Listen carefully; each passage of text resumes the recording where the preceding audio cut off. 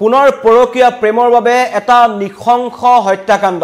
এবাৰ ঘটনাৰ স্থান হৈছে দুধনৈ উদয়পুৰ বিগত এই সপ্তাহটোত আমি দেখিছিলো গুৱাহাটীত অবৈধ প্ৰেমৰ বাবে তিনটাকৈ নিখংস হত্যাকাণ্ড সংঘটিত হৈছিল প্ৰথম শিশু 10 বছৰীয়া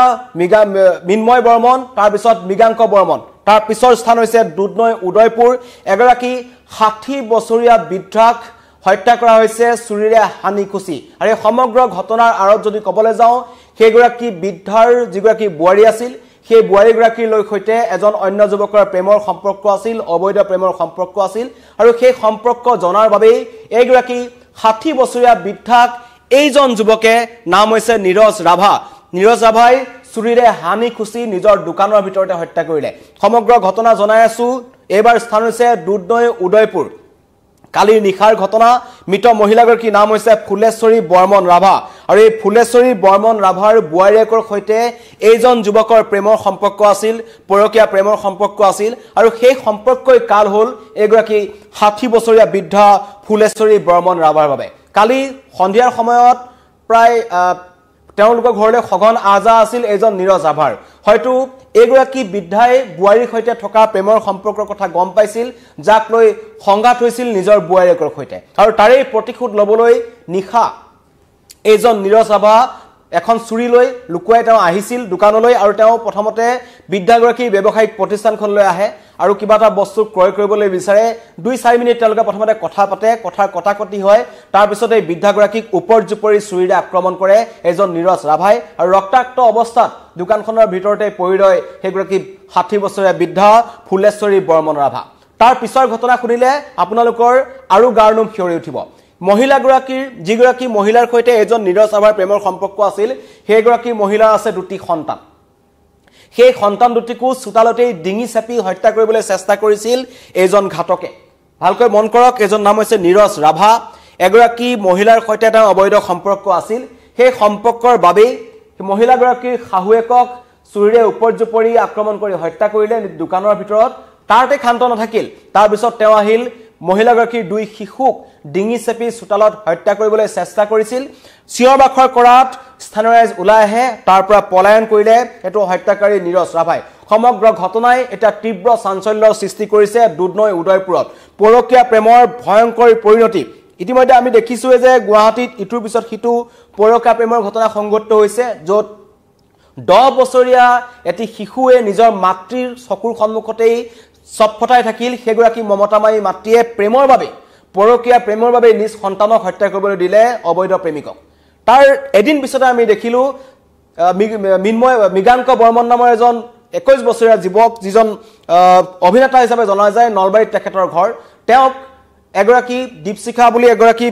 মহিলাৰ হৈতে তেখেতৰ অবৈধ সম্পৰ্ক আছিল সেইখন হোটেলতে আহি মহিলাগৰাকীৰ অন্য এজন অবৈধ প্ৰেমিকা আহি তেখেতক চুৰিৰে আক্ৰমণ কৰিলে ৰাজপথত ৰক্তাক্ত অৱস্থাত দেখা গ'ল কিছু সময় পিছতে তেখেতৰ মৃত্যু হ'ল সেইবোৰ ঘটনাৰ চাঞ্চল্যৰ মাৰ নজাওতে এবাৰ ঘটনাৰ স্থান দুধনৈ উদয়পুৰত পুনৰ অবৈধ প্ৰেমৰ বাবে এগৰাকী বৃদ্ধাক তেখেতৰ বুৱাৰীয়েকৰ অবৈধ প্ৰেমিকে চুৰিৰে হানি খুচি হত্যা কৰিলে তদন্ত আৰক্ষীয়ে কৰিছে কিন্তু বৰ্তমানলৈকে এটো নীৰজ ৰাভাৰ কোনো ধৰণৰ সন্ধান আৰক্ষীয়ে পাবলৈ সক্ষম হোৱা নাই হত্যাকাণ্ড সংঘটিত কৰিয়ে সেই স্থানৰ পৰা পলাই যায় সৌভাগ্যক্ৰমে দুটি শিশুৰ প্ৰাণ ৰক্ষা পৰিছে হয়তো কিছু সময় যদি পলম হলতেন শিশু দুটিয়ে যদি চিঞৰ-বাখৰ নকৰিলেহেঁতেন তেন্তে তিনটাকৈ হত্যাকাণ্ড সংঘটিত হলতেন এটা ভয়ংকৰ ঘটনা জনাই আছো যেটো ঘটনা সংঘটিত হল দুধনৈ উদয়পুৰত এটা চাঞ্চল্যকৰ হত্যাকাণ্ড সমগ্ৰ অঞ্চল জুকাৰি গৈছে এতিয়ালৈকে কিন্তু সেই হত্যাকাৰীটোক আটক কৰিবলৈ সক্ষম হোৱা নাই দুধনৈ আৰক্ষী ঘটনাৰ কেবা ঘণ্টা পাৰ হৈ গ'ল কিন্তু এতিয়ালৈকে হত্যাকাৰীক আৰক্ষীয়ে ধৰিব পৰা নাই তদন্ত কৰি আছো বুলি কৈছে কিন্তু সমগ্ৰ ঘটনাৰ আৰত অবৈধ প্ৰেম আছে বুলি স্পষ্ট হৈছে ইতিমধ্যে আৰু অবৈধ প্ৰেমৰ পৰিণতিতেই এটো এটা ভয়ংকৰ হত্যাকাণ্ড সংঘটিত হৈ গ'ল পূৰ্বৰে পৰা সম্পৰ্ক আছিল নীৰজ নামৰ যুৱকজন প্ৰায় এই বিদ্যাগৰাকীৰ ঘৰলৈ আহিছিল তেখেতৰ যিগৰাকী ব্যক্তিক মহিলাক হত্যা কৰা হ'ল 60 ঊৰ্ধ্বৰ মহিলা তেওঁৰ নাম হৈছে ফুলেশ্বৰী বৰ্মন ৰাভাৰ পুত্ৰৰ মৃত্যু হৈছিল কিছুদিন আগতে তাৰ পিছতেই সেই ঘৰটোত বুৱাৰীয়েক দুটি নাতিনীয়েকৰ সৈতে বৃদ্ধাগৰাকী বাস কৰিছিল আৰু বৃদ্ধাগৰাকীয়ে অতি কষ্টৰে এখন দোকান খুলি সমগ্ৰ পৰিয়ালটো পোহপাল দিছিল আৰু তাতেই আবিৰ্ভাৱ ঘটিছিল এইজন প্ৰেমিকৰ নাম হৈছে নীৰজ ৰাভা যিজনে সঘন আহা কৰিবলৈ লৈছিল ঘৰখনলৈ আৰু আহিয়েই প্ৰেমৰ সম্পৰ্ক গঢ়ি উঠিছিল ফুলেশ্বৰী ৰাভাৰ বুৱাৰীয়েকৰ সৈতে আৰু তাৰ পৰিণতিতে হয়তো বুৱাৰীয়েকে গম পাইছিল শাহুৱেকে গম পাইছিল এই অবৈধ সম্পৰ্কৰ কথা তাৰ পিছতে এই ঘটনা সংঘটিত হ'ল কিছু মন্তব্য আহিছে কেনেকৈ কালি নিশা ঘটনা সংঘটিত হ'ল কি পৰিস্থিতি সংঘটিত হ'ল স্থানীয় লোকৰ মন্তব্য আছে আমি আপোনালোকক শুনাব বিচাৰিছো শাহু বুৱাৰী আৰু নাতি দুজনী থাকে এতিয়া আমাৰ কিবা এটা ইলেকশ্যন পাৰপাছত আমাৰ কিবা হেৰি হৈ আছে তো তাতে আছিলো মই হঠাৎকে মোক ফোন কৰিল মোৰ যিজন সাধু মানে চালিৰ হিৰে তো ক'ল এনেকা হৈছে বুলি তো মই আহিলো আহি যেতিয়া সুধিলো তাই কৈছে যে মই দোকান মানে ৰেড চিলি ল'ব আহিছিল ল'ৰাটোৱে এজন ল'ৰা আহিছিল কিমান মান বয়সৰ ল'ৰা কিবা গম পায় 20-22 বছৰৰ ল'ৰা ওকে তো সেই ৰেড চিলি ল'ব আহাতে সেই ৰেড চিলিটো মই দোকানৰ পৰা দি আহি দেখো যে মানে ল'ৰা দুইটাক সি মাৰিব বিচাৰি আছে তেতিয়া মই ডিঙি পিছে আৰু প্লাছ এটা চাকু সৰু চাকু এটা আছিল সেই চাকুটো পাইছে তাতে প্ৰত্যক্ষ কৰিছে আহি দেখিলো চাকুটো হয় চেণ্ডেল দুপাত আছে তাতে আমাৰ যিখিনি মানুহে চাইড কৰি দিল অলপ তো সেইখিনিয়ে মই এতিয়াতো আহি ডেড বডি দেখা নাই তাৰ পিছত ল'ৰাজন চিনাকি হয় চিনাকি ওচৰৰে হয় ওচৰৰে পলায়ন কৰিছে যিজন আমাৰ মানে মোৰ চালাৰ যিজন হেৰি আছে মানে কি বুলি ক'ব এইটো ওয়াইফ তো তাই কোৱা হিচাপে আমাৰ নেইবাৰ হয় ওচৰৰে হয় আৰু প্লাছ ৰিলেটিভ নামটো নিশ্চয় জানো যদি তাই মানে আহিছিলে তেখেতে হত্যা কৰিব পাৰে নকৰিব পাৰে সেইটো বেলেগ কথা কিন্তু নাতি দুগৰাকীক ডিঙি চেপিব চেষ্টা কৰিছিলে নামটো কি আছিল নিপ্পজ্যোতি ৰাভা তেখেতে এতিয়া পলায়ন কৰিছে শুনামতে পলায়ন কৰিছে সমগ্ৰ ঘটনা শুনিলে এক শিহৰণকাৰী বৰ্ণনা আৰু এই সমগ্ৰ ঘটনাক লৈ এতিয়া দুধনৈ আৰক্ষীৰ বিৰুদ্ধে একাংশ লোকৰ মন্তব্য আহিছে দুধনৈ আৰক্ষীৰ বিৰুদ্ধে তদন্তত গাফিলতিৰ অভিযোগ আৰু কালি ঘটনাস্থলীত এজন ব্যক্তিৰ নাম ক'ব লাগিব ঋতুৰাজ দলে যিজন এপিএসসি কেলেংকাৰীত অভিযুক্ত আছিল জামিনত মুকলি হৈ আহিছে তেওঁ এটা এএসপি গোৱালপাৰাৰ তেওঁ কালি একাংশ স্থানৰ ৰাইজক লগতে সাংবাদিকক দুৰ্ব্যৱহাৰ কৰিছিল বহু পলমকৈ সেই স্থানত আহি দুধনৈ আৰক্ষী উপস্থিত হৈছিল আৰু এতিয়াও ঘটনাৰ প্ৰায় 8-9 ঘণ্টা পাৰ হৈ যোৱাৰ পিছত অভিযুক্তক কৰায়ত্ব কৰিব নাই দুধনৈ আৰক্ষীয়ে কৰিব পৰা নাই কিন্তু তাৰ বিপৰীতে ঋতুৰাজ দলে যিজন এপিএসসি কেলেংকাৰীত অভিযুক্ত আছিল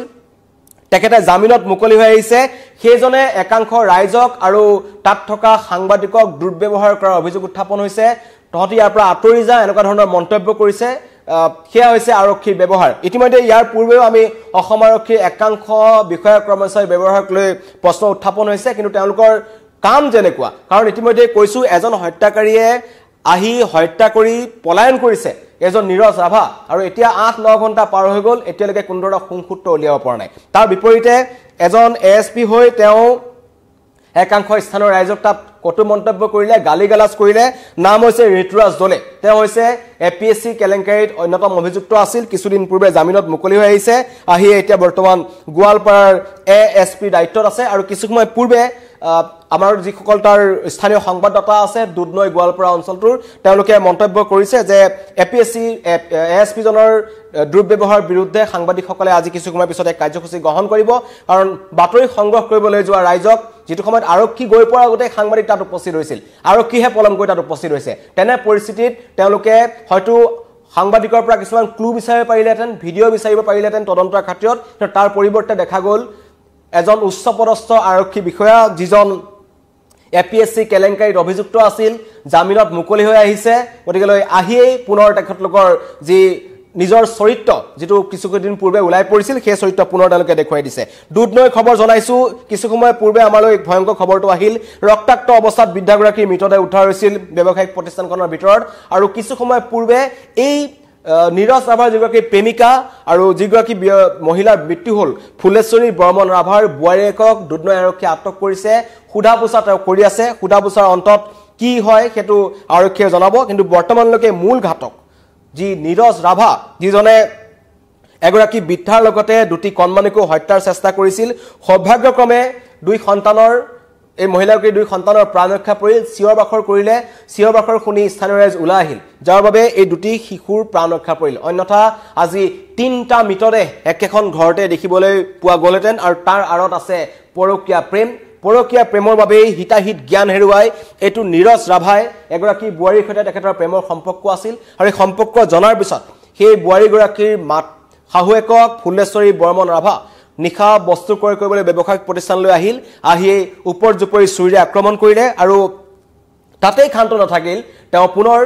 সেই মহিলাগৰাকীৰ দুই সন্তানকো হত্যা কৰিবলৈ চেষ্টা কৰিছিল যিদৰে মিন্ময় বৰ্মনক হত্যা কৰা হ'ল যিদৰে অতি মেধাৱী ছাত্ৰ আছিল মিন্ময় বৰ্মনক নিজৰ মাতৃৰ প্ৰেমিকে অবৈধ প্ৰেমিকে কিদৰে নিখংসভাৱে হত্যা কৰিছিল শনিবাৰৰ দিনটোত সেই কথা শুনি সকলোৰে উচুপি উঠিছে সকলোৰে গাৰনম হিয়ৰি উঠিছে সকলোৱে কৈছে মানুহ কেনেকৈ ইমান বিভৎস হ'ব পাৰে কিমান তললৈ মানুহ নামিব পাৰে জীৱশ্ৰেষ্ঠ মানুহ বুলি ক'বলৈ আচলতে আজিৰ তাৰিখত নিজৰ মাতৃয়ে যেতিয়া সন্তানক হত্যাৰ মুখলৈ ঠেলি দিছে তাতকৈ আৰু পৰিতাপৰ কথা ভয়ংকৰ কথা একো হ'ব নোৱাৰে পুনৰ পৰকীয়া প্ৰেমৰ বাবে এটা জঘন্য হত্যাকাণ্ড সংঘটিত হ'ল যিসকল নতুনকৈ আমাৰ লগত লাইভত জড়িত হৈছে তেওঁলোকক জনাইছো এবাৰ ঘটনাৰ স্থান গুৱাহাটী নহয় দুধনৈ উদয়পুৰত এগৰাকী 60 বছৰীয়া মহিলাক দোকানৰ ভিতৰতেই চুৰিৰে হানি খুচি হত্যা কৰা হ'ল আৰু তাৰ আঁৰত আছে পৰকীয়া প্ৰেম সেই মহিলাগৰাকীৰ বুৱাৰীয়েকৰ সৈতে এজন নীৰজ ৰাভা নামৰ যুৱকৰ প্ৰেম আছিল আৰু এই নীৰজ ৰাভাই এই হত্যাকাণ্ড সংঘটিত কৰিলে বৃদ্ধাগৰাকীক হত্যা কৰি ক্ষান্ত হোৱা নাছিল বৃদ্ধাগৰাকীৰ দুই নাতিনকো হত্যা কৰাৰ চেষ্টা কৰিছিল আৰু তাৰ পিছত সৌভাগ্যক্ৰমে চিঞৰ বাখৰ কৰাত স্থানীয় ৰাইজ ওলাই আহিল আৰু পলায়ন কৰিলে নীৰজ ৰাভাই দুধনৈ আৰক্ষীয়ে এতিয়ালৈকে কিন্তু বিচাৰি উলিয়াব পৰা নাই